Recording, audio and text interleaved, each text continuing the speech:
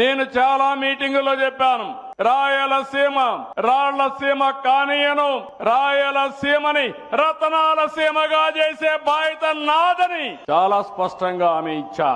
నేను అవన్నీ హామీ ఇస్తే నేను చాలా ప్రయత్నాలు కూడా చేశాను. మీరు ఆ విషయం కూడా గుర్తుపెట్టుకోవాల్సిన అవసరం ఉంది. ఈ రోజు ఈ ప్రాజెక్ట్ ఉంది. తెలుగుదేశం పార్టీ 14-19లో 12,500 కోట్ల రూపాయలు రాయలసీమ ప్రాజెక్టు కోసం ఖర్చు పెట్టాం. అదే వైఎస్ఆర్ కాంగ్రెస్ పార్టీ వచ్చింది 2,000 కోట్లు ఖర్చు పెట్టారు. ఇప్పుడే మా మిత్రుడు రామానాయుడు గారు చెప్పారు. నేను ఒకటే మిమ్మల్ని అడుగుతున్నా, ఈ రోజు పాత రోజులు ఒకసారి గుర్తుపెట్టుకోవాలి. ఏం తమ్ముళ్ళు ఆ రోజు జ్ఞాపకం ఉందా వచ్చి ఇక్కడ చేసిన పని అని మిమ్మల్ని అడుగుతున్నా. సినిమాల్లో చూసాం, గేట్లతో సెట్టింగులు వేసి నీళ్లు కూడా బయట నుంచి తీసుకొచ్చి ఆ నీళ్లన్నీ కూడా వదిలిపెడితే విమానం ఎక్కే లోపల నీళ్లన్నీ ఇంకిపోయినాయి. అవునా కాదా అని మిమ్మల్ని అడుగుతున్నా.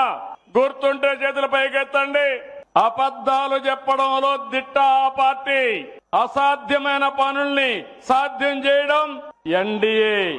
అవునా కాదా అని అడుగుతున్నా. ఈ రోజు నీళ్లు వచ్చాయి, జీర్ణించుకోలేకపోతున్నారు కొంతమంది. నేను ఇక్కడి నుంచి పోతానే ఇవి కూడా నీళ్లు ఆగిపోతాయని ప్రచారం మొదలు పెట్టారు. ఒకటే హెచ్చరిస్తున్నా, అది మీ యూఎస్పీ. నా యూఎస్పీ అది కాదు. ప్రతి చెరువుకు నీళ్లిచ్చే బాధ్యత నాది.